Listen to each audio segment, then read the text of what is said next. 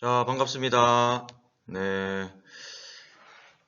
또 여러분들이 듣지 않을 동영상을 한번 제작해 보도록 하겠습니다. 이제 또 2학년 여러분 학교가 아닌 집에서 듣는데 너희들 대부분 다 꼭 영상을 켜놓고 게임을 한다는 사실을 선생님이 압니다. 하지만 그래도 이 수업을 찍어야 되기 때문에 듣는 사람이 한두 명은 있을 거라고 생각을 하고 이번에는 하이브리드 고전압장치 정비 파트에 대해서 진행을 한번 해보도록 하겠습니다. 이 파트 같은 경우에는 우리가 이제 네트워크 장치 파트는 다시 여러분들이 돌아오면 나머지 부분을 진행하도록 하고 하이브리드를 먼저 나가보도록 해보겠습니다. 자, 하이브리드 고전압장치 정비 같은 경우에는 이제 테슬라에서 대부분 전기 자동차를 많이 만들기 시작합니다. 그래서 하이브리드는 사실상 뭐 이미 지나간 기술이라는 판단이 대중적인데, 하지만 그럼에도 불구하고 하이브리드 기술은 굉장히 많이 자동차를 타고 있습니다, 여러분. 뭐 혼다라든지 혼다 어코드, 그다음에 뭐 우리나라에서는 K5, 도요타, 뭐 다양한 BMW 5302 같이 다양한 회사에서 하이브리드를 지금도 사용하고 있고, 아직까지 전기차가 완성 단계가 아니므로 과도기 단계에서는 하이브리드가 필수적이라고 할 수 있습니다. 그리고 물론 전기차 단계에서도 하이브리드 기술이 뭐 없지 않아 사용되는 경우도 있고, 뭐 다양한 기술들이 있겠지만은 오늘은 여러분들이 그 하이브리드 고전압장치에 대해서 어떤 식으로 에너지 흐름이라든지 하이브리드 보통 뭐 소프트 타입, 하드 타입, 직렬, 병렬, 직병렬 등등 다양한 회사에서 사용하는 그런 용어들을 설명하는 시간이 될 것이라고 생각합니다. 자, 하이브리드를 알려면 우선 여러분들이 하이브리드 장치들이 어떤 식의 프로세스를 가지고 어떤 메커니즘을 가지고 움직이는지에 대해서 되게 알아야 합니다. 그래야지 하이브리드가 요런 원리로 이동함으로 어떤 고장이 발생했을 때 어디서 문제가 되는지에 대해서 여러분들이 확인할 수 있기 때문에, 자, 학습 목표는 정비 지침서에 따라서 항상 그렇죠. 정비 지침서에 따라서 움직이는 거고, 하이브리드 작동 상태를 파악할 수 있다. 그 다음에 두 번째는 세부 점검 목록을 확인하여서 진단 장비를 활용하여 뭐 하이디스나 지스캔 같은 것들을 확인해서 고장의 원인을 파악할 수 있다. 그 다음에 위험성을 인지하고 정비 시 위험성을 인지하고 안전 장비들을 어떤 거를 챙겨서 작업을 할 수 있는지 여러분들이 스스로 판단할 수 있어야 되고, 마지막으로 하이브리드 전기 장치에 대해서 우리 전기 시간이니까 전기 장치에 대해서 파악을 해서 수리도 할 수 있어야 된다. 이렇게 총 4가지 학습 목표를 가지고 수업을 진행해 보도록 하겠습니다. 하이브리드는 말 그대로 우리 보통 하이브리드라고 하면은 2가지 동력원이라고 알고 있습니다. 첫 번째, 우리가 예전부터 자동차의 시초부터 사용했던 내연기관이 뭡니까? 그렇죠. 휘발유나 경유 이런 기름을 떼서 가솔린, 가연 시스템을 통해서 기관을 굴리는 것이라고 할 수 있겠죠. 그 다음에 보면은 전기모터, 우리가 이제 자동차가 2세기에 들어오면서부터 전기 모터를 사용하게 되는데, 이 전기 모터가 이제 자동차를 구동하게 되는 케이스를 말합니다. 현재 이제 테슬라에서 뭐 모델 3라든지 다양한 자동차들이 전기를 동력원으로 사용하는 경우가 많은데, 지금 하이브리드에서는 내연기관이랑 전기 모터를 둘 다 사용함으로써 이러한 지금 자동차가 탄생했죠. 하이브리드. 성질이 다른 것들을 결합해 새로운 것을 창조한다라는 의미인데, 이거는 그냥 지나가는 말로 알고 있으면 되고, 엔진의 동력과 전기 모터의 동력을 함께 사용한다. 이것이 바로 하이브리드의 핵심적인 동력원에 대한 내용이라고 할 수 있겠습니다. 자, 하이브리드 자동차의 개요인데, 지금 보시는 이 그림은 하이브리드 K5 하이브리드 자동차입니다. 여러분들이 하이브리드 자동차를 타보셨는지 모르겠는데, 계기판의 모양이 상당히 내연기관과는 다릅니다. 어떻게 다르냐?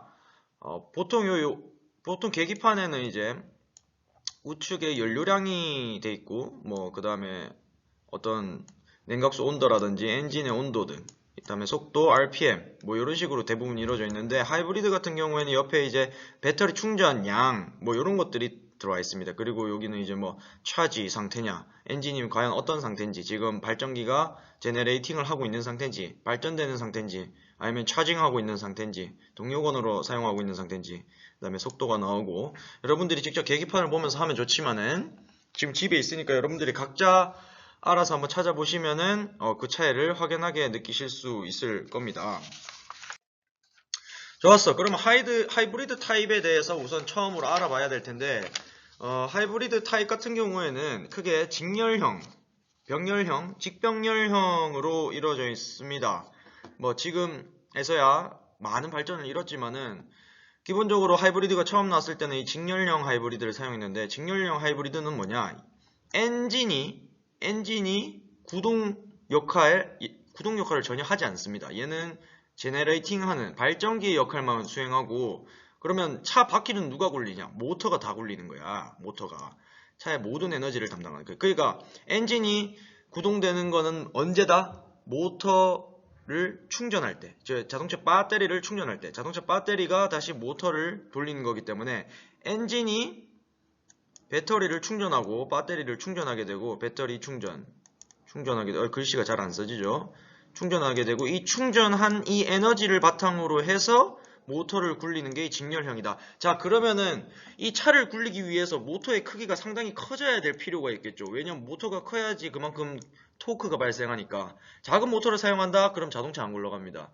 그러므로 이 직렬형 하이브리드 같은 경우에는 굉장히 부품마다 크기가 크다. 그리고 크기가 크니까 그만큼 무겁다. 이러한 단점이 있겠죠. 뒤로 가면 또 나옵니다. 자, 보시면은 요게 이제 우리가 사용하는 하이브리드 배터리라고 할 수 있습니다. 배터리이고, 엔진에서 배터리를 충전하고, 이게 지금 내연기관이죠. 이 엔진에서 배터리를 충전하고, 이 배터리를 바탕으로 해서 이 모터를 돌려서 우리 자동차 바퀴를 굴린다. 이게 직렬형이라고 할 수 있겠습니다.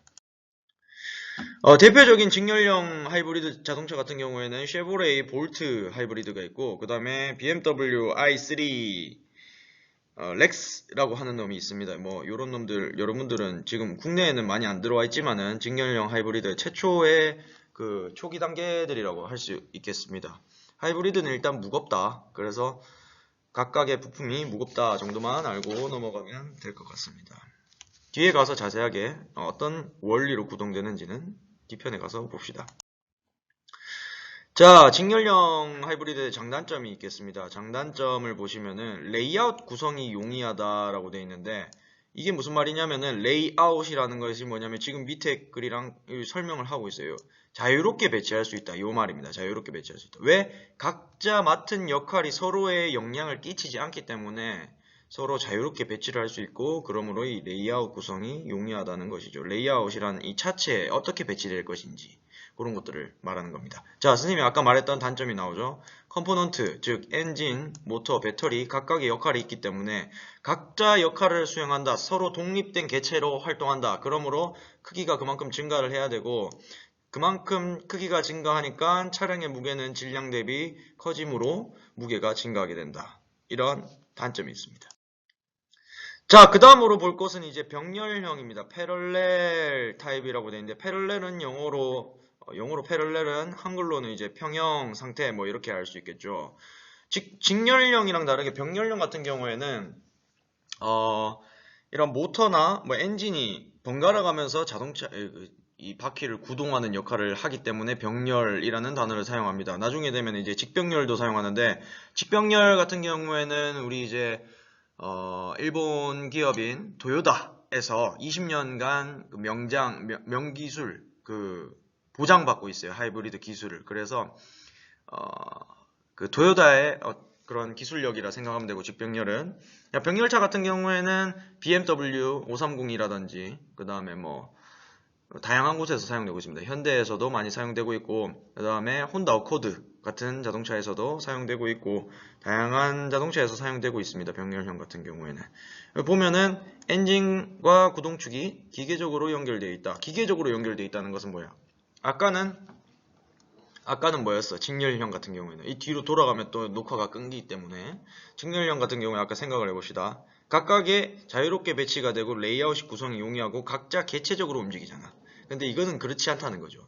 엔진과 구동축 기계적으로 연결되어 있기 때문에 엔진이 돌아가면은 기계적으로 자동으로 이제 구동축이 돌아가게 된다. 이 구동축이 돌아가면서 어떤 이 엔진이 구동축을 돌리면서 하는 어떤 행동들에 의해서 충전이 되거나 아니면 이 모터가 돌아가거나 하는 그런 역할을 하게 되는 것이죠. 보면은 변속기가 필요하다. 변속기가 왜 필요하겠습니까? 엔진이 또 구동 역할을 하기 때문에 변속기가 필요한 거야.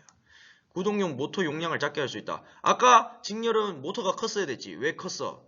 온리 모터로만 자동차를 돌리기 때문에 이 모터가 컸어야 된다 이 말이에요. 근데 병렬은 그게 아니야.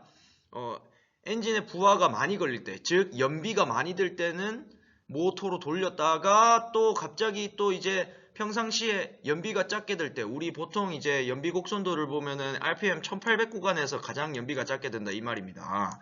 그러니까 그 구간에서는 또 기름을 떼는 내연기관으로서 하다가 또 가속하거나 이러면은 또 다시 모터로 돌리게 되는 게 하이브리드의 장점 혹은 특징이라고 할 수 있겠습니다.